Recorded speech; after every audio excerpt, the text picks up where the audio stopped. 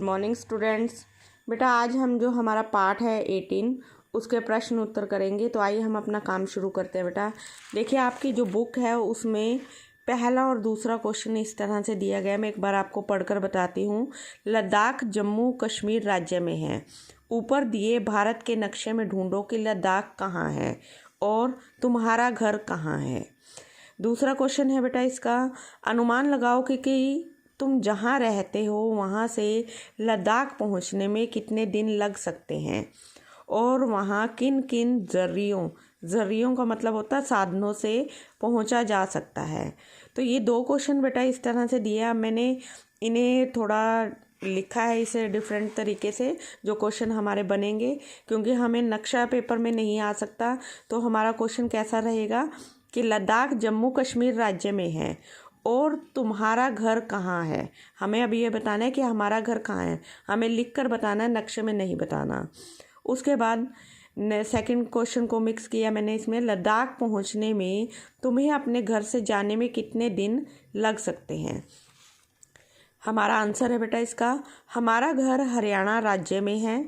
हरियाणा राज्य में इसलिए लिखा है क्योंकि अब सभी स्टूडेंट्स जो हैं बेटा अलग अलग गांव अलग अलग ज़िले से हैं। तो मैंने एक पर्टिकुलर यहाँ पर हरियाणा राज्य लिख दिया है क्योंकि ये सभी ज़िले ये सभी गांव हरियाणा में आते हैं और हमें लद्दाख पहुँचने में 2-3 दिन लग सकते हैं।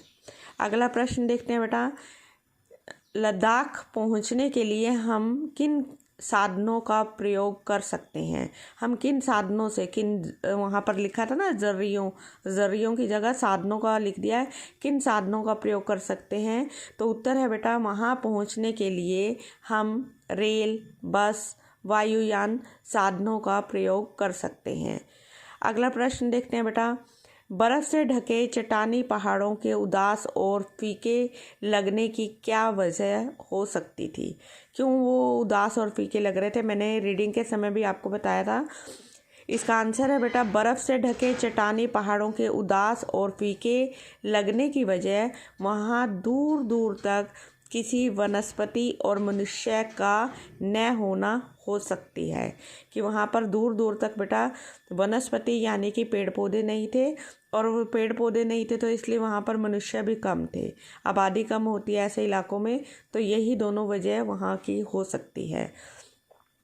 अगला प्रश्न है बेटा हमारा, जवाहरलाल को इस कठिन यात्रा के लिए तैयार नहीं होना चाहिए था। तुम इससे सहमत हो तो तर्क दो। अगर तुम ये बात मानते हो कि उन्हें इस कठिन यात्रा के लिए तैयार नहीं होना चाहिए था तो इस बात को मानते हुए तुम्हें इस बात का तर्क देना है, कारण भी देना है क्यों मानते हो ऐसा। तो उत्तर है बेटा, जवाहरलाल को इस कठिन यात्रा के लिए तैयार नहीं होना चाहिए था क्योंकि उनके पास इस खतरनाक रास्तों पर चलने के लिए पर्याप्त सामान नहीं था।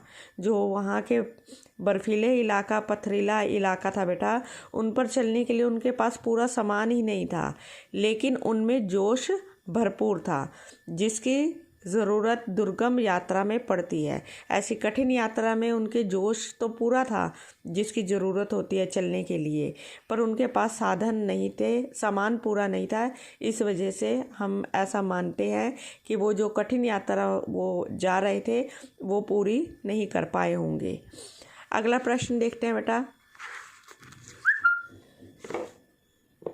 जवाहरलाल को अमरनाथ तक का सफ़र अधूरा क्यों छोड़ना पड़ा। उसी से मिलता जुलता सा ही क्वेश्चन है। तो उत्तर क्या है बेटा इसका, क्योंकि आगे का मार्ग अधिक खतरनाक था और उन रास्तों पर चलने के लिए उनके पास सामान भी नहीं था। यही कारण था कि उनको वो सफ़र अधूरा छोड़ना पड़ा था। अभी मैंने लास्ट क्वेश्चन में भी आपको समझाया।